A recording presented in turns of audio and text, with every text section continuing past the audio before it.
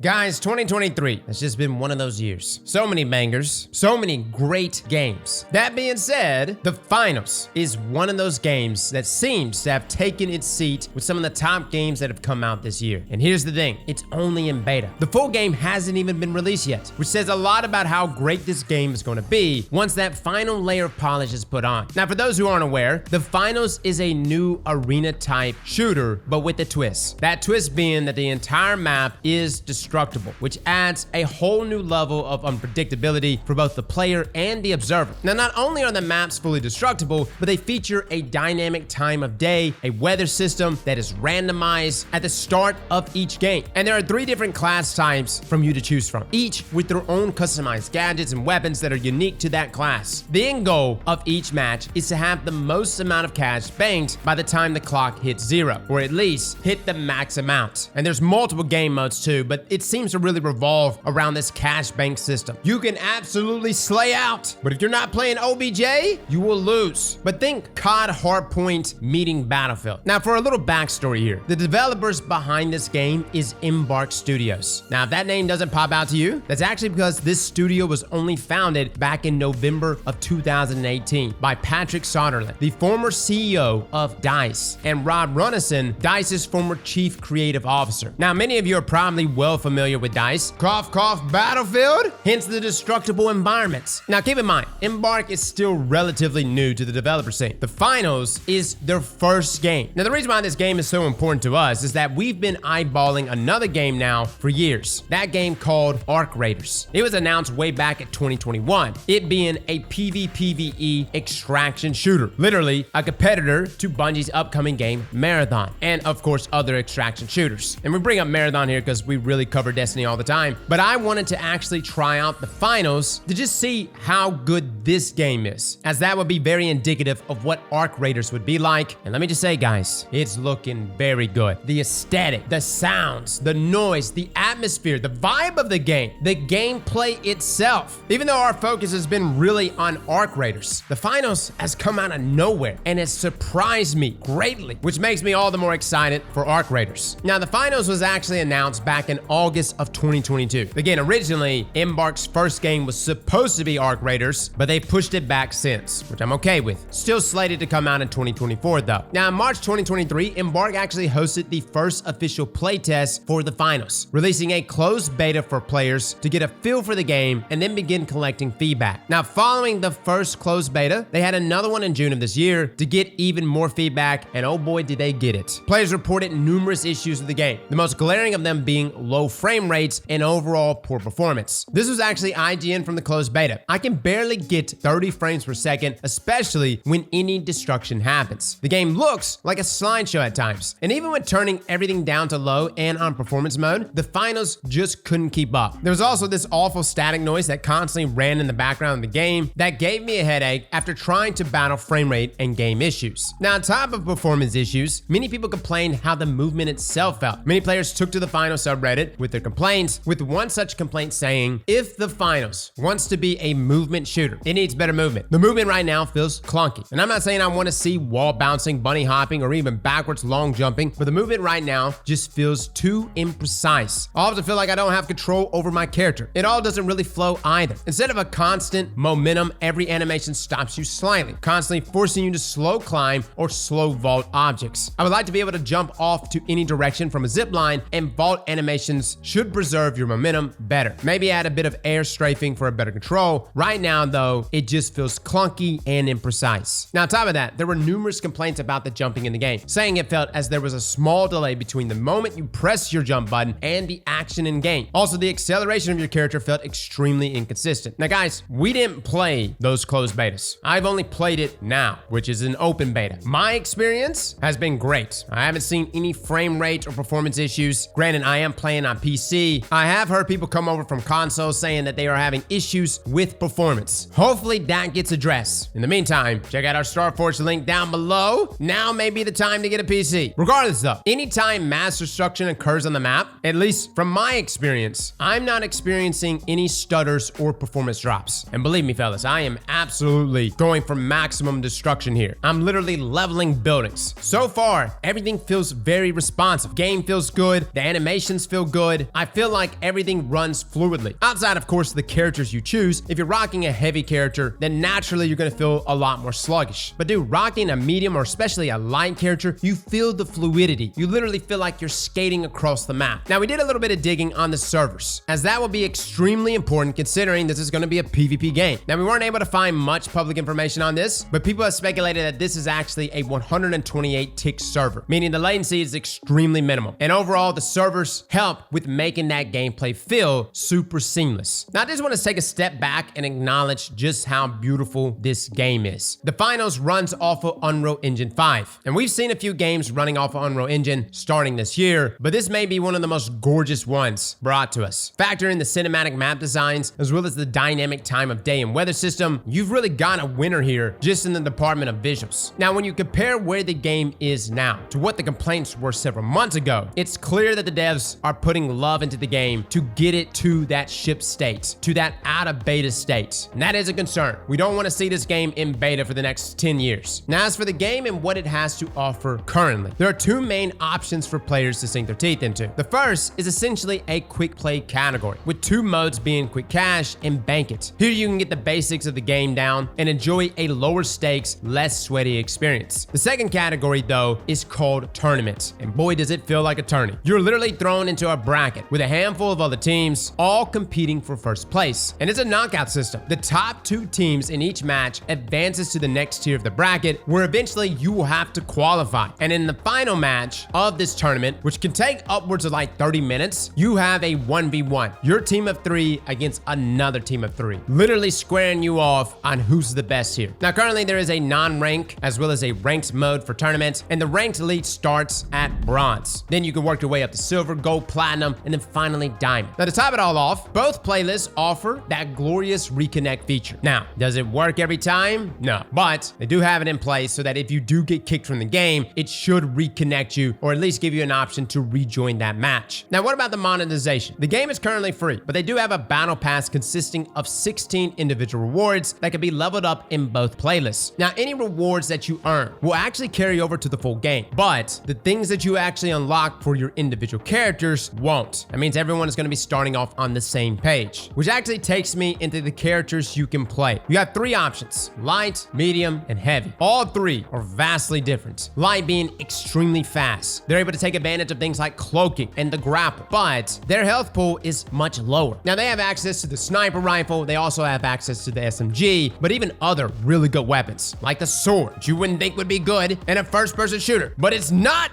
especially with cloaking. And if you lean into that play style of sneaking around the map, getting the flank on the enemies, you can pop off with the right build here for light. Now, medium. This seems to be the most well-rounded of the three classes, as it gives you good health, but also good damage. Now, you can use ARs on this class, amongst other weapon options. The main takeaway for this one is that it's essentially a healer class. You don't have to primarily play healer. Matter of fact, you can go for the wall hack option, which is really good, but you can literally go an Overwatch route here and just be a healer, healing your heavy over and over, which makes them incredibly tanky. But on this class, you have access to things like the jump pad, a defib that you can use to get your teammates up. Again, a very well-rounded both support and offensive class. I know some people are looking at this like, Cross, why would I ever want to play healer? Dude, some of my best kill streaks have been on this class. Now, for my favorite class, the heavy, the Titan, the dick boy.